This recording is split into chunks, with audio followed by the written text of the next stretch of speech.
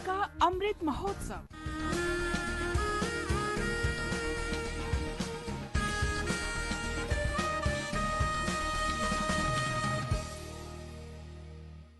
आजादी का सफर आकाशवाणी के संग, एक राष्ट्र का जन्म। भारत का शानदार स्वाधीनता संघर्ष आधुनिक विश्व के महानतम संघर्षों में से एक है। आकाशवाणी आपके लिए रोजाना ला रही है इस शानदार संघर्ष की झलक।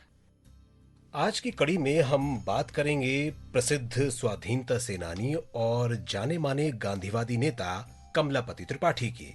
इनका जन्म 3 सितंबर 1905 को हुआ था।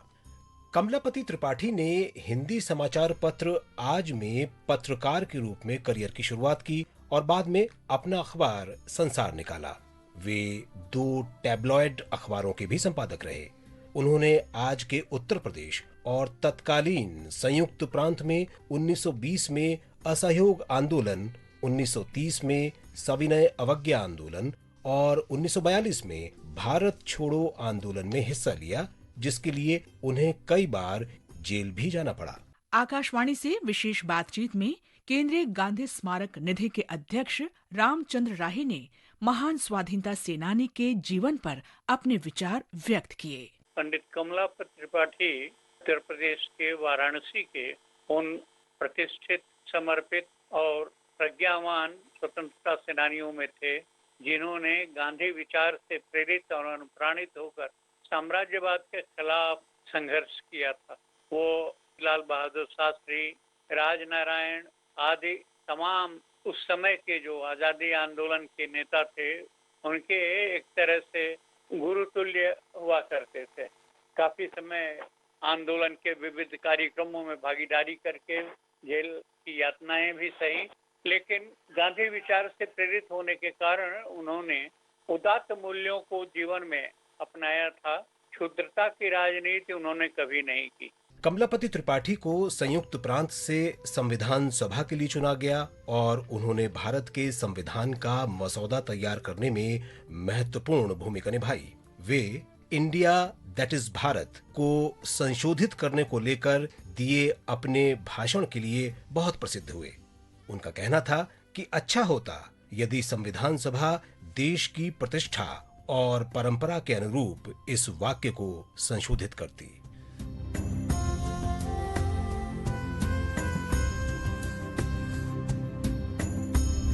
स्वतंत्रता के बाद कमलापति त्रिपाठी ने राज्य सरकार में विभिन्न पदों पर कार्य किया।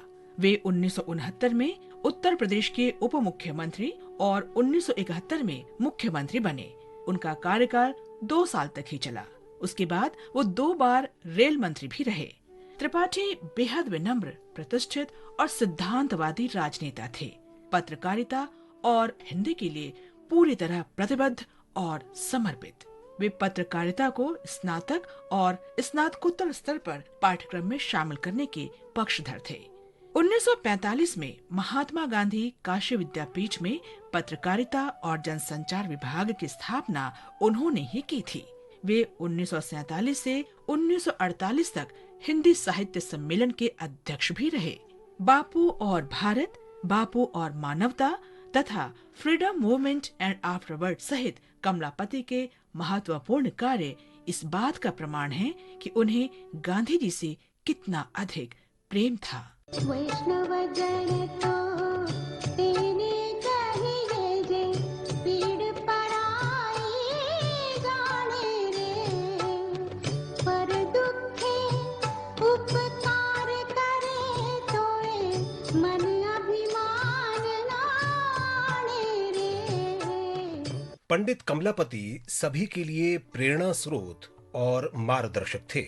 पारंपरिक प्रतिबद्धताओं को अक्षुण्ण रखते हुए आधुनिक युग की तेजी से बदलती स्थितियों के साथ जुड़े रहने की उनकी अनूठी खूबी बहुत प्रसिद्ध है।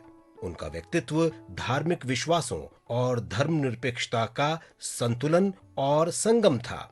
वे जन नेता थे और जाति या धर्म पर विचार किए बिना सबके साथ समान व्यवहार करने पर विश्वास रखते थे।